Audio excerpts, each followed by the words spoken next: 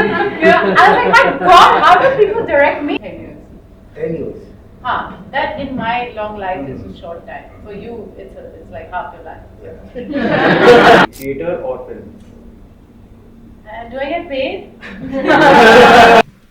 The landscape of Indian storytelling is shifting, and the Reborn India Film Festival aims to be at the center of that evolution.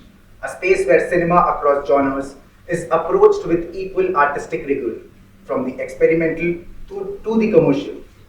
With the support of the NFTC and the Film Critics Guild, these conversations are grounded in both legacy and critical thought. Great actors just don't play characters, they explore the complexity of being human. Our guest today is an artist who has consistently chosen the more challenging path, from the raw, destructive energy of Devti to the psychological depth of Goldfish. And her recent international work in her song, her journey reflects both range and intent. Please welcome Kalki Kekla. I hope I pronounced your name You correctly. did. Thank you so much. Yeah. Thank you so much, ma'am, for doing this. Like, it's an honor for me to share this space with you. Thank you. And the whole motive of doing this conversation is like we target the serious filmmaker out there who are passionate about films and in art in general. We are going to discuss films in general, your body of work. So let's start without wasting a single minute. Absolutely. Yeah. I would love to start with one of my personal film of yours, that's Margarita with a Straw. It's personal because someone from the family have cerebral palsy, and it really affects me, like, to deal in the society we stay, and it's hard. I just wanted to know your process, like, it didn't feel like performative.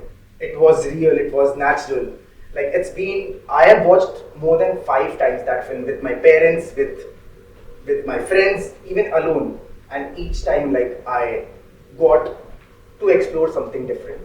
So I just wanted to know, I've heard that you've trained with cerebral palsy patients as well. And what was the process and how was working with Sonali Bose, ma'am?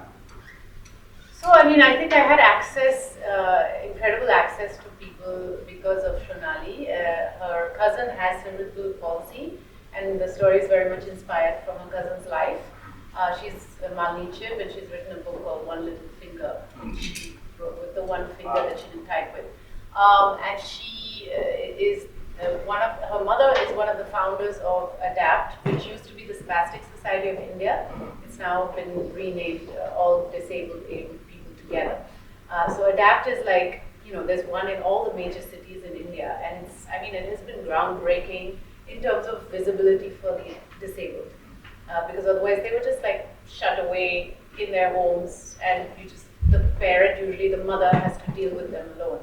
And when she became a mother herself, and Dr. Mittal, when she became a mother to a disabled, severely disabled, because Mali had quite severe cerebral palsy, she realized, my God, there's no support. I need to build this from the ground up. And she went to the government, she went to whoever sponsors, and really built this up. So, I was in ADAPT, I was living there, I was spending time with them, with the physiotherapist, and the speech therapist. So one of the things I remember that really cracked it for me with the speech was when I was watching Malini speak to her speech therapist and her physiotherapist, and they were like talking about the breath and how when you have cerebral palsy, you have less muscles everywhere, including your lungs. So you can't take as big a breath. So you have to break your sentence up and take a breath in between your sentences.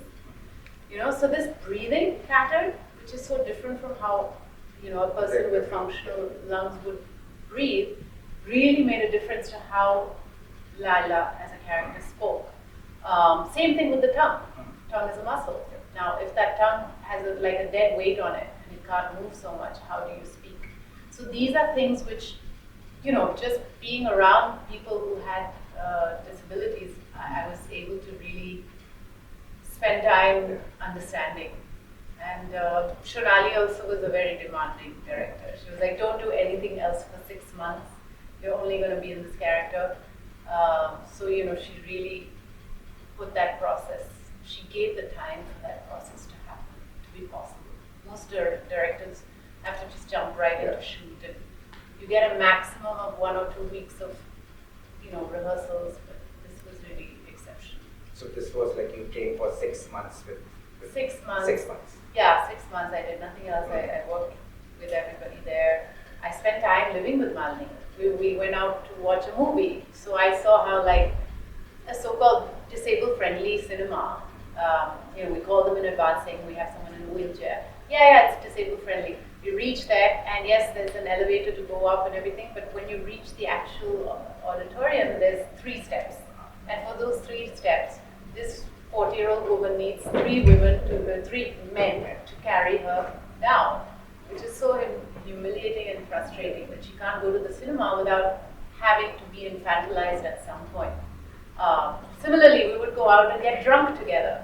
Now, people aren't used to seeing a disabled person get drunk, and like how people stare at that. So all of these aspects, sort of, I got to see, and then I also got to see the difference with disabled people abroad who have accessibility and what that does to their freedom, in terms of just being able to get everywhere without needing always a carer. Yeah. So I recently watched a film, My Left Foot. It again, like Daniel Day-Lewis played, and he got the Oscar for it. So it's similar to what you said. Basically, he got drunk and everything. So I was resonating with that. Yeah. And was there a moment during that process that stayed with you even after that film?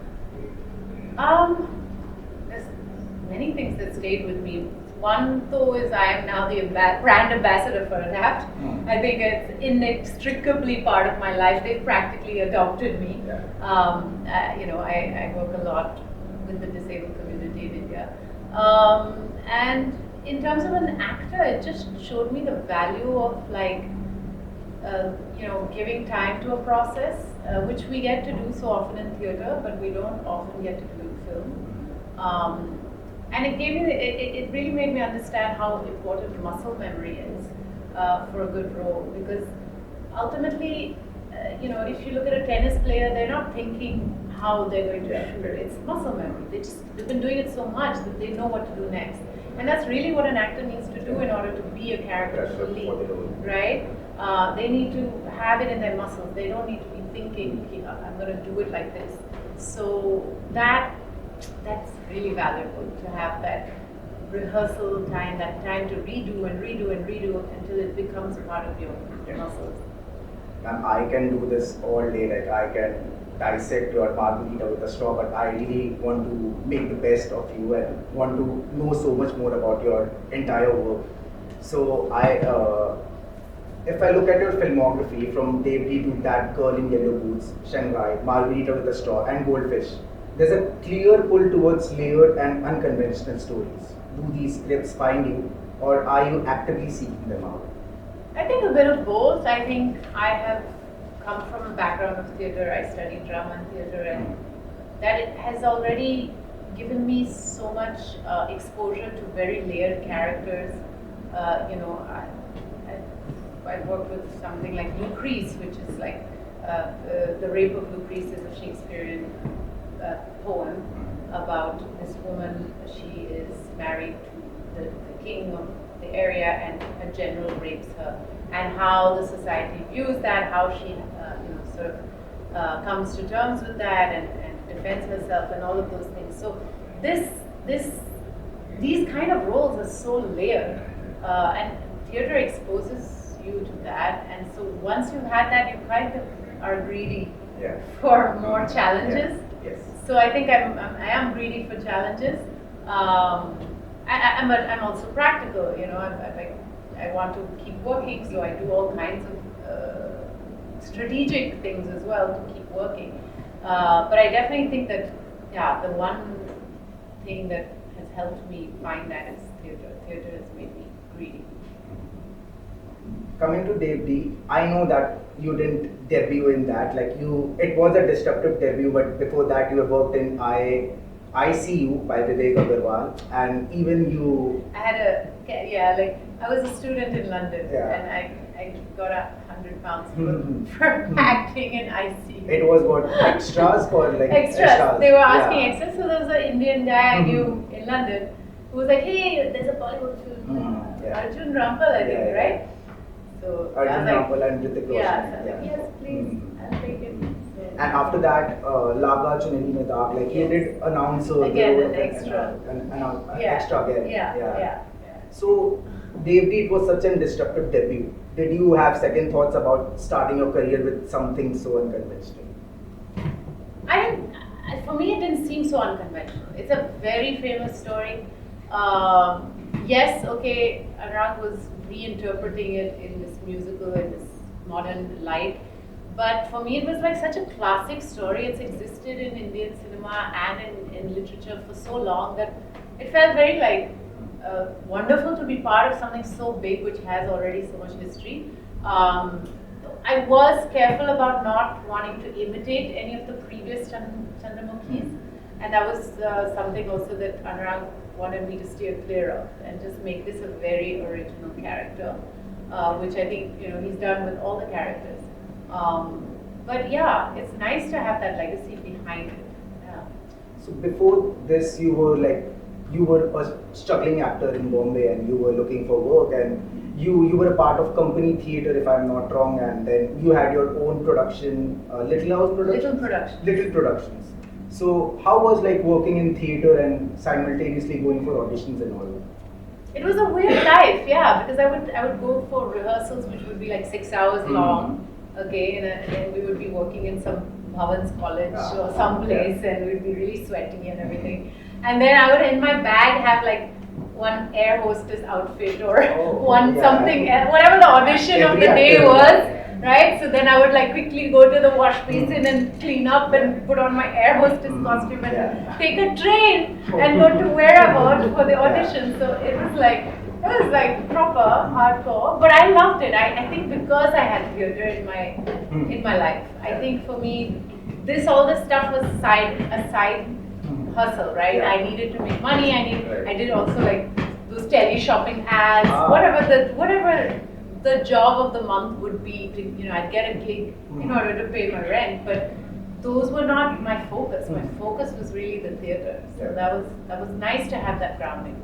So Adi Shakti is all about theatre, I guess, the practice and everything. Can you like tell me more about Adi Shakti? Yeah, Adi Shakti, I've been great admirers of their work and of Veena Bani Chawla, and at that time, when she was still alive, they had started these workshops, and we did the first one. We were the guinea pigs. 2008. Right? Yeah, 2008.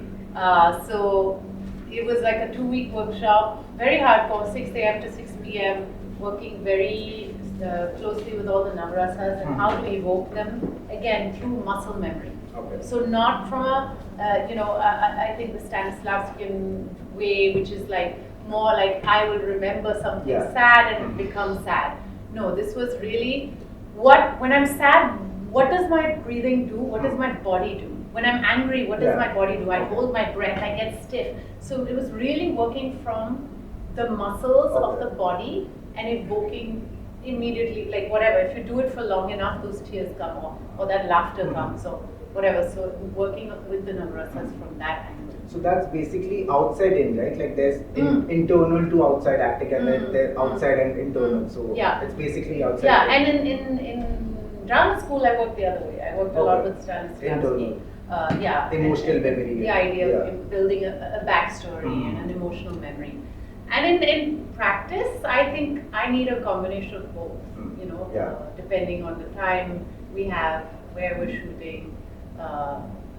There's so many elements that come into play when you're actually shooting on set. So, but yeah, I think it's very useful to have both influences. So it depends on like films you are doing. Like for me personally, Eric Morris helped me a lot. Like No Acting Please is one of his book, and over there the state of being, he says like just forget everything and just be in that moment.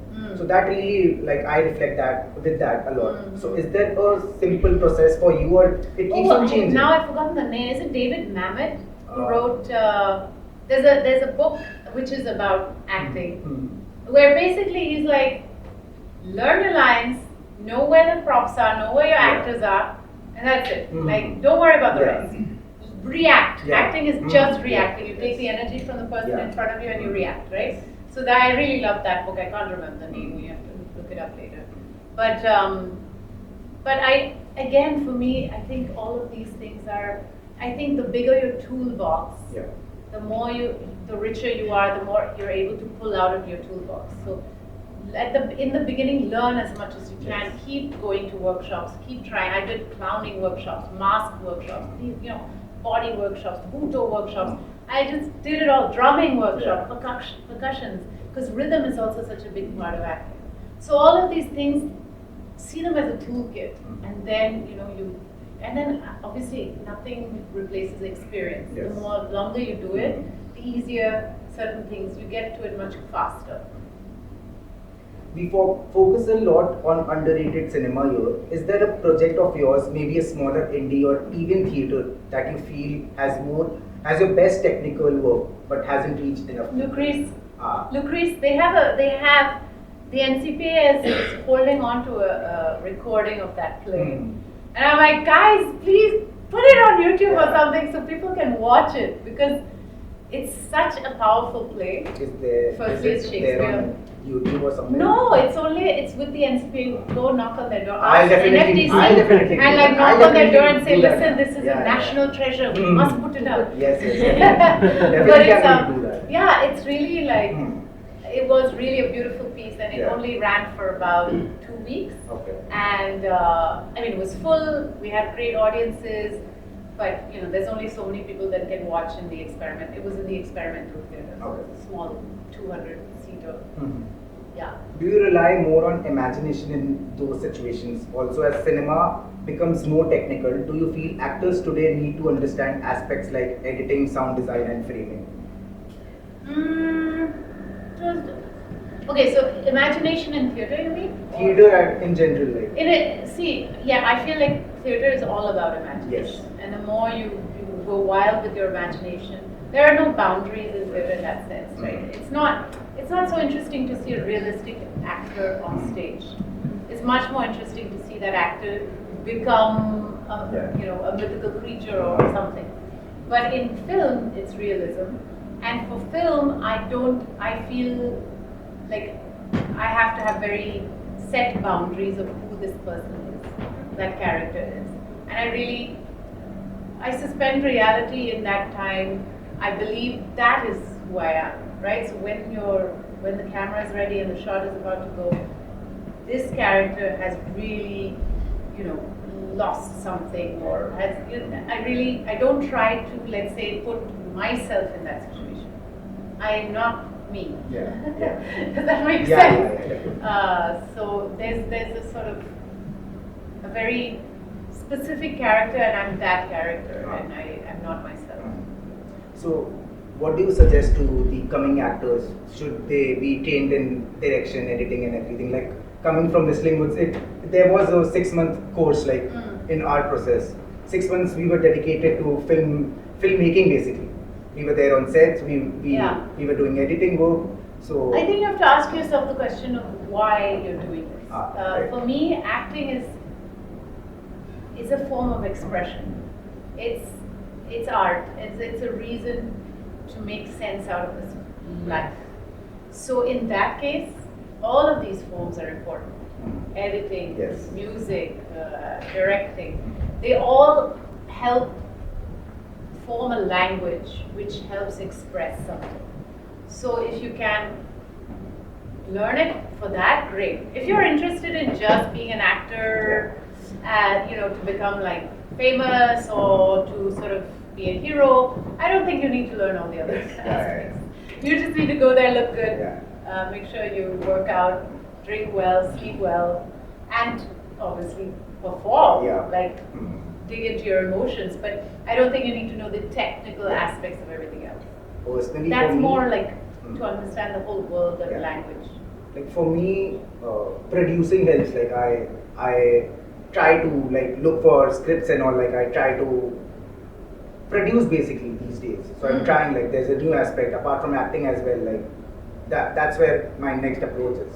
Right. Yeah. Also because there's so much unemployment Right. that you need, Yeah. you need to find a way to make it Yes. happen. You co-wrote the That Girl in Yellow Boots, which is such an unconventional film again. Since you were both writing and acting, did playing Ruth feel more controlled or more vulnerable?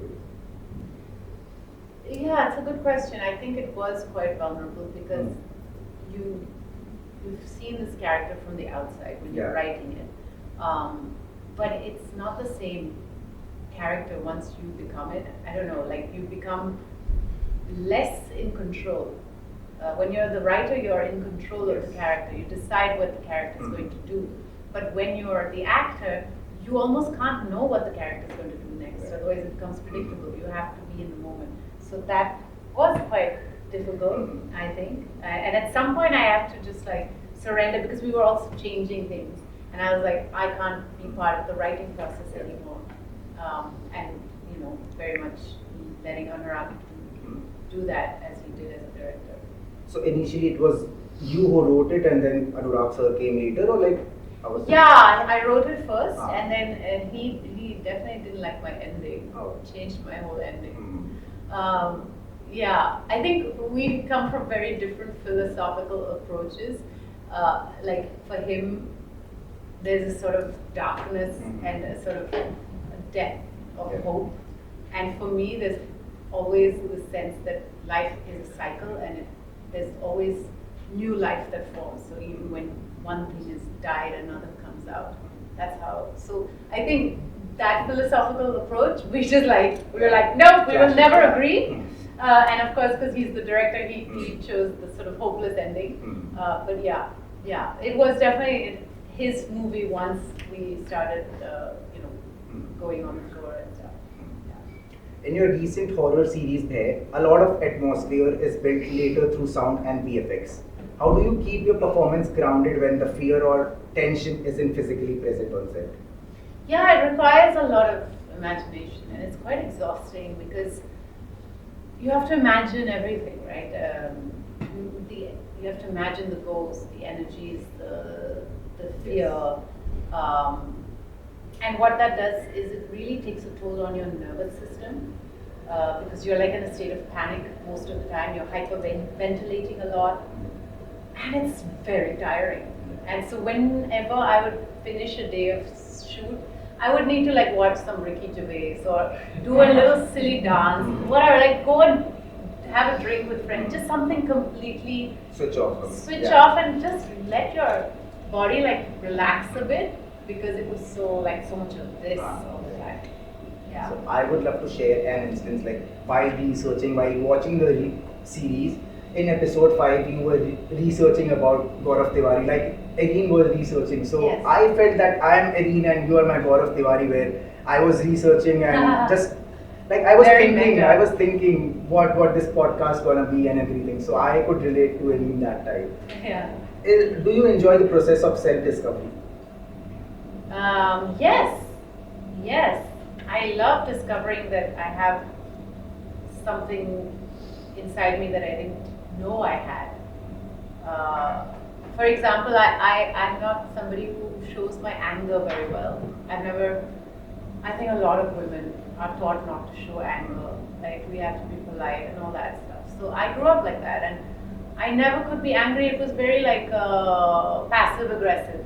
I'd just be like, yeah, I'm fine.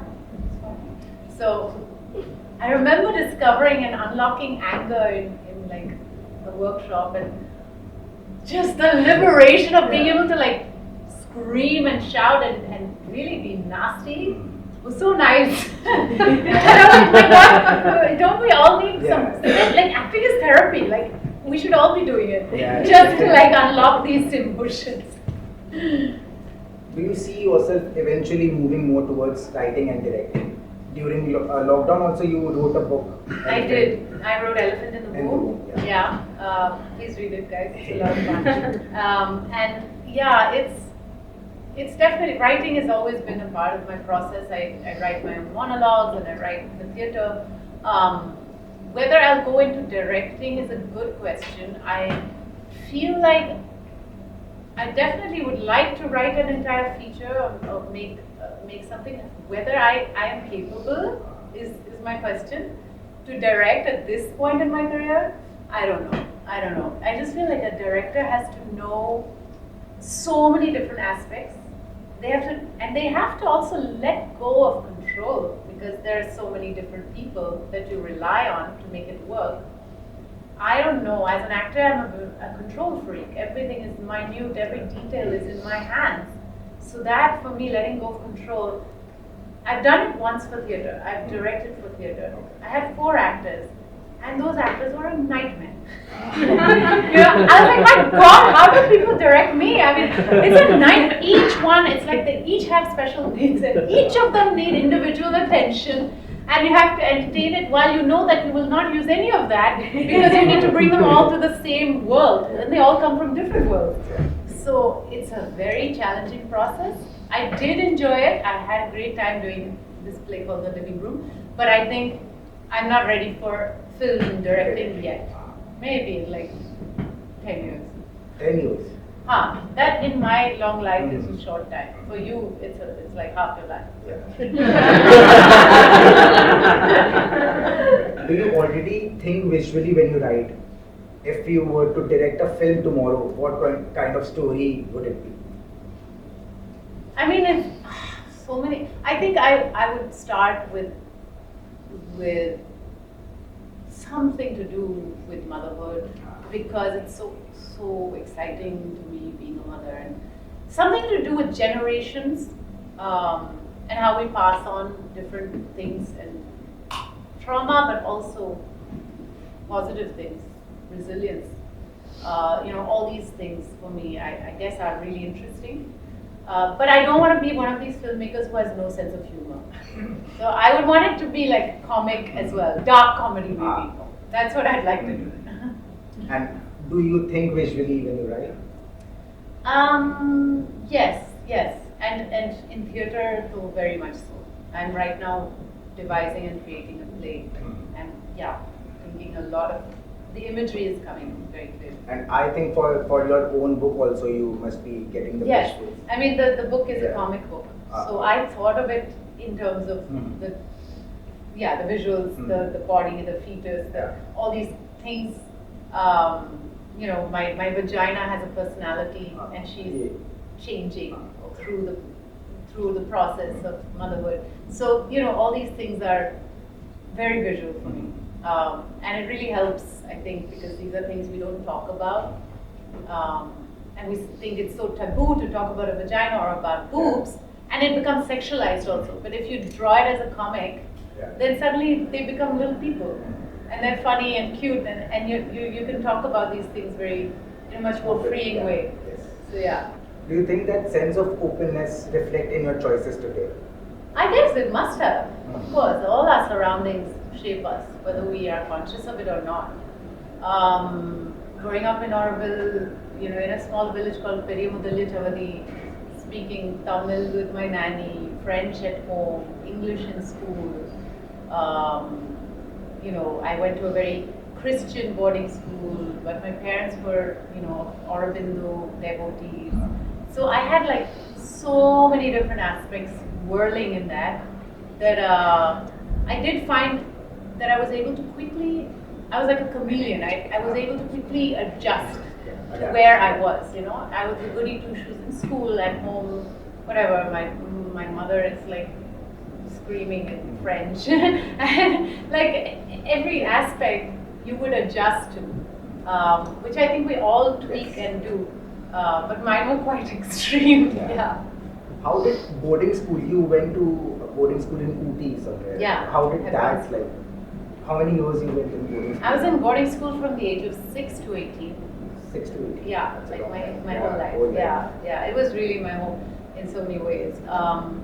Boarding school taught me a lot about community, living in a group. Maybe that's why I love theatre so much, because you live in a group, you create things together. After lights out, we would tell each other horror stories in the dark. There's a sense of cooking together. So I had that sense of community from a young age. I loved it. It was not always easy being away from home, being away from parents, but I think it was in my case a very good thing because my parents were so like all over the place that it was like a solid grounding. I was there in a boarding too, so I can very much reflect. Yeah. Yeah. Yeah. When did storytelling first become important in your life? Again, probably in boarding school. Boarding school. You know, all these stories we used to tell each other in the dark. And then we did a lot of theatre, and we used to have like a drama festival. And I did, you know, I remember doing really fun plays during that time. And finally, if you could sit down with your 20-year-old self today, what truths about life or art would you want to share with her?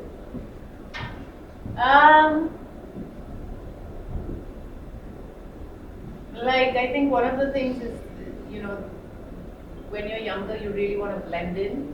And now it's obviously differences that have made me stand out and have an opportunity like I've had.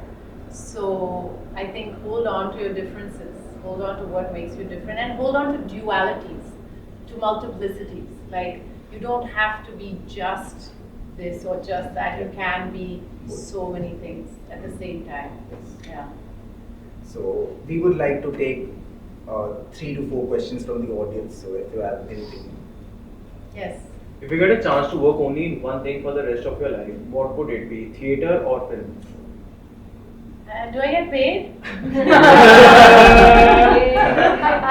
This is In the theatres you get that pocket money, and in films you get the actual amount. You know, I actually really dreamed of, like, I still dream of working with like an amazing theatre group like Complicité, where you do have a stable salary, but you travel the world and you do theatre all your life. Right. I mean, that is my dream. And if I got that opportunity, I think I would jump right in.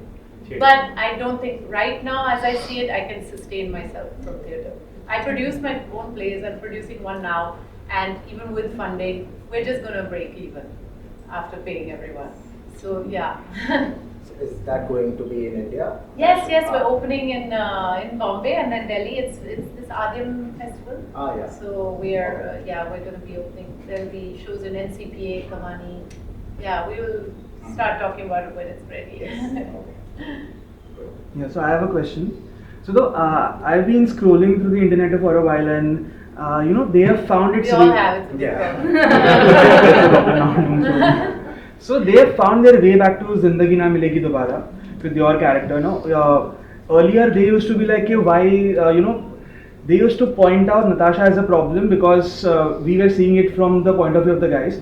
But now the internet thinks that her reaction was valid on every point. Right. So while making the film, what was your perspective on that aspect? Like, did you see her as a problem as well, and how do you see her now? You know that someone told me something kind of similar, that she grew up watching Zindagi when she was younger. And when she was younger, she thought that Natasha was a complete bitch. But as she grew older and she got married, and like 10 years later, she actually appreciated her boundaries and her wanting something out of the relationship or whatever. So she was like, I really matured and saw the other side of what it is. I'm more like Natasha now. So I think that's the beauty of a well-written character, that even if it is a problematic character, which I think she is, she does need therapy, but also that she is human and that she has certain desires and that she has a certain upbringing that she comes with. We all do. I feel like you can't really hate a person much once you really know where they come from. No matter how different and how horrible, and that doesn't mean you excuse their horribleness, but you can't hate them on a personal level once you know where they've come from and what their background is and how they grew up and everything.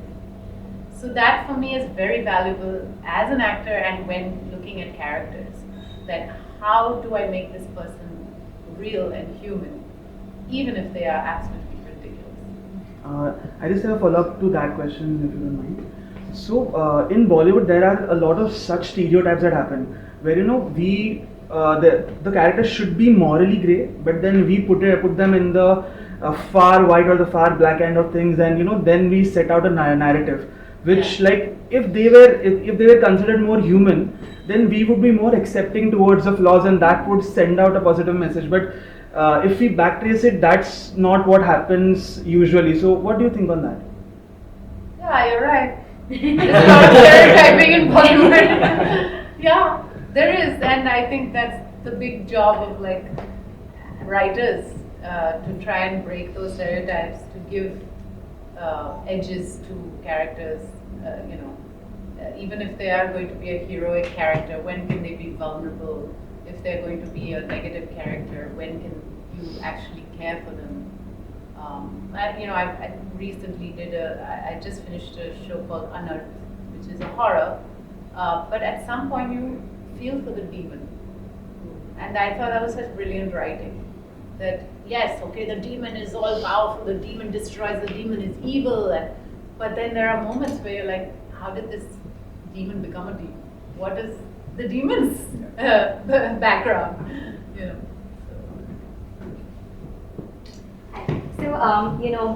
First of all, love your work. And secondly, so being directed by both men and women, I wanted to ask you, of course, barring the fact that the scripts are very different, but personally working with female directors, is there more nuances that you relate to as compared to being directed by a man? Or, I mean, I just want to understand. It's tricky because in many cases, yes, I would say the female directors in my life are very specific, very detailed, plus there's a sort of ease, especially with Margarita with the Straw. My DOP was a woman and my director, thank God, because the things I had to do and that were very exposing, literally and figuratively. So I could feel much more safe in that environment. There was of course a locked set and nobody was allowed in, but there was a moment, for example, which I'll tell you is very funny, where Laila has had sex with that boy and she's lying there, and the director and the DOP were whispering to each other. And I was like, guys, it's very distracting, I can't perform. And they were like, yeah, we just noticed that your nipples are a bit too pink. We're just going to send the makeup artist in. And my makeup artist, she comes in, like, painting my nipples a little brown, and she's like, I did not sign up for this. So you have these moments which I feel like if I didn't feel completely safe, I would never obviously open up to be able to do. So there's obviously that. The other thing, but on the other hand, I have to say, on the experience of Goldfish, that was a male director, Pushan Kruplani. I had just had Sappho, she was 1.5, and I'd been in lockdown, so I hadn't really been working, and we went into second lockdown. We were in London. I couldn't take my nanny. I mean, there was all these complications, and I was very vulnerable being a new mother. And I was like, how do I do this? How do I shoot for 8 hours a day and 10 hours a day when I have a little child and all? And he was so amazing. Like, he reworked the entire set. He said, we're not going to do night shoots. Forget night shoots. Because she wakes up at 6 a.m. every day, needs me. So forget night shoots. We're just going to figure out a way to shoot night and day. It's London. London is, the sunlight till summertime till 10 p.m. We'll figure it out. So, the way that he worked around me, I was like, my God, you're a woman. So I don't think you can stereotype all men and women like that, but definitely there are certain aspects which do make it easier, yeah. Can you share what you had in mind for the ending of Yellow Boots? Yeah, I had so basically there was a parallel track where Ruth is looking for her father, in this new strange country.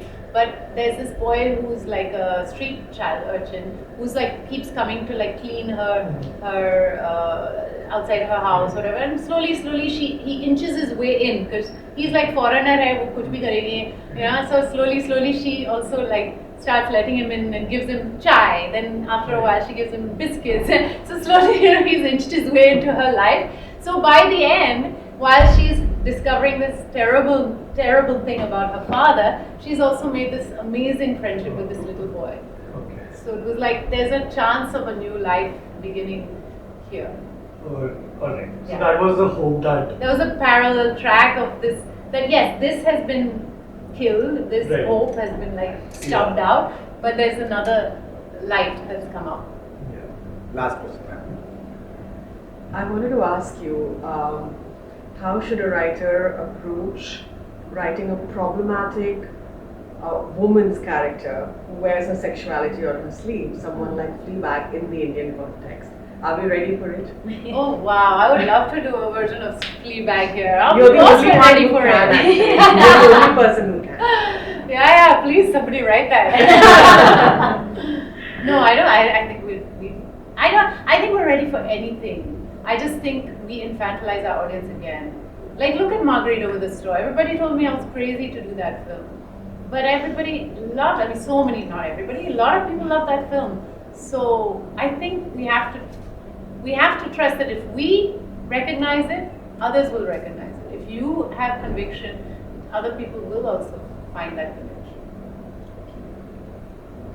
Ma'am, that was really insightful. Thank you. I know that if time wasn't a factor, we would love to know more and so much more about you. Your commitment to the unconventional is exactly what we celebrate at the Reborn India Film Festival.